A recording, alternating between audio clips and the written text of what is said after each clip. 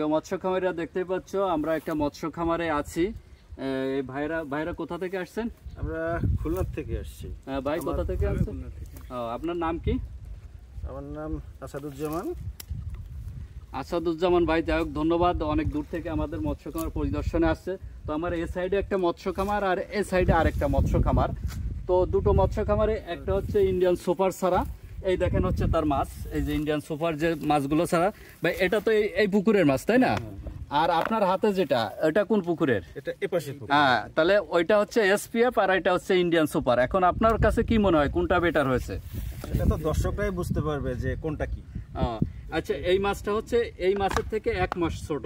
এই মাছটা 4 মাস বয়স, আর এই মাছটা হচ্ছে 3 মাস 5 দিন বয়স। এই যে মাছগুলো দেখছেন 3 মাস 5 দিন বয়স, আর এটা হচ্ছে 4 মাস বয়স। এটা ইন্ডিয়ান সুপার আর ওইটা হচ্ছে এসপিএফ।